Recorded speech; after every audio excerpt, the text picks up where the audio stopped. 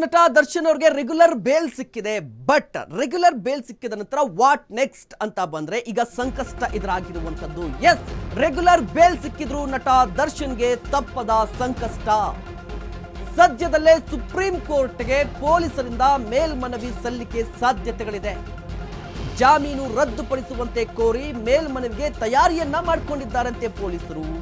ಯಾವ ಕಾರಣಕ್ಕೆ ಅಂದ್ರೆ ಪ್ರಭಾವಿ ವ್ಯಕ್ತಿ ಹಾಗೂ ಸಾಕ್ಷ್ಯನಾಶ ಅನುಮಾನದ ಹಿನ್ನೆಲೆಯಲ್ಲಿ ಮೇಲ್ಮನವಿಗೆ ಸಿದ್ಧತೆಯನ್ನ ನಡೆಸಿಕೊಳ್ಳುತ್ತಿದ್ದಾರೆ ಪೊಲೀಸರ ತಂಡ ಅನ್ನುವ ಮಾಹಿತಿ ಲಭ್ಯವಾಗಿರುವಂತದ್ದು.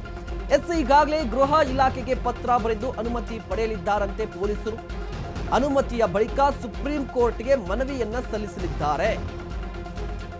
ಒಂದ್ ವೇಳೆ ಏನಾದ್ರೂ ಜಾಮೀನು ರದ್ದಾದ್ರೆ ನಟ ದರ್ಶನ್ಗೆ ಮತ್ತೆ ಸಂಕಷ್ಟ ಎದುರಾಗುತ್ತೆ.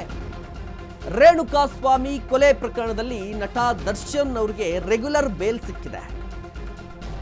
ಇದು ಫೈನಲ್ ಕಂಪ್ಲೀಟ್ ನೆಮ್ಮದಿನ ಅಂತ ಹೇಳಿದ್ರೆ ಬೇಲ್ ಸಿಕ್ಕಿರುವಂತದ್ದು ನಟ ದರ್ಶನ್ ಅವರಿಗೆ ನೆಮ್ಮದಿ ಸಿಕ್ಕಿಲ್ಲ. ಕಾರಣ ಏನಪ್ಪಾ ಅಂತ ಹೇಳಿದ್ರೆ ಸುಪ್ರೀಂ ಕೋರ್ಟ್ಗೆ ಮೇಲ್ಮನವಿ ಸಲ್ಲಿಸುವ ಎಲ್ಲಾ ಸಾಧ್ಯತೆಗಳು ಹೆಚ್ಚಾಗಿ ಕಾಣಿಸ್ತಾ ಇದೆ.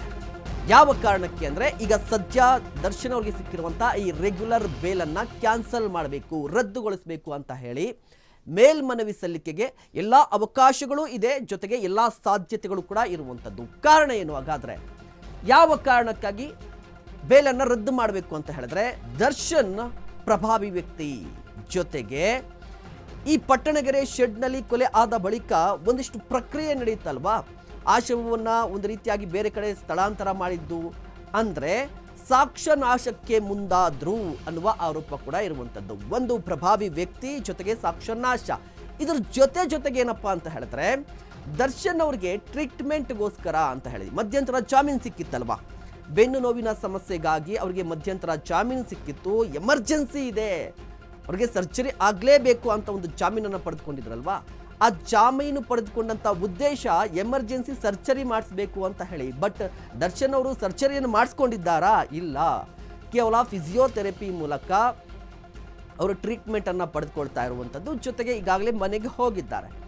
ಇದನ್ನ ಕೂಡ ಸುಪ್ರೀಂ ಕೋರ್ಟ್ನಲ್ಲಿ ಪ್ರಶ್ನೆ ಮಾಡಬಹುದು. ಅಂದರೆ ಕಾನೂನಿನಲ್ಲಿರುವಂಥ ಅವಕಾಶಗಳನ್ನ ದರ್ಶನ್ ದುರುಪಯೋಗ ಪಡಿಸ್ಕೊಂಡಿದ್ದಾರೆ ಮಧ್ಯಂತರ ಬೇಲನ್ನ ಪಡೆದುಕೊಂಡು ಅಂತ ಹೇಳಿ. ಜೊತೆಗೆ ದರ್ಶನ್ ಅನ್ನುವ ವ್ಯಕ್ತಿ ಕೇವಲ ಸಾಮಾನ್ಯ ವ್ಯಕ್ತಿಯಲ್ಲ, ಪ್ರಭಾವಿ ವ್ಯಕ್ತಿ ಇದೆ, ಸಾಕಷ್ಟು ಪ್ರಭಾವ ಇದೆ. ಪರಪ್ಪನ ಅಗ್ರಹಾರದಲ್ಲಿ ಏನಾಗಿತ್ತು ನೋಡಿ, ಆತನ ಪ್ರಭಾವವನ್ನು ಯೂಸ್ ಮಾಡಿಕೊಂಡು ಯಾವ ರೀತಿಯಾಗಿ ಒಂದು ರೀತಿಯಾಗಿ ರಾಜ ಮರ್ಯಾದೆಯನ್ನ ಅಗ್ರಹಾರದಲ್ಲಿ, ಅದು ಕೂಡ ಜೈಲಲ್ಲೇ ಪಡೆದುಕೊಳ್ತಾ ಇದ್ದಾನೆ ಅಂತ ಹೇಳಿದ್ರೆ ಒಂದಿಷ್ಟು ಪ್ರಭಾವ ಇದೆ ಅಂತ ಹೇಳಿ. ಜೊತೆಗೆ ಸಾಕ್ಷಿ ನಾಶಕ್ಕೂ ಕೂಡ ಯತ್ನ ಮಾಡಿದ್ದ. ಹೀಗಾಗಿ ಈತನಿಗೆ ಜಾಮೀನನ್ನ ರದ್ದು ಮಾಡಬೇಕು ಅಂತ ಹೇಳಿ ಮನವಿ ಮಾಡುವ ಸಾಧ್ಯತೆಗಳು ಹೆಚ್ಚಾಗಿದೆ.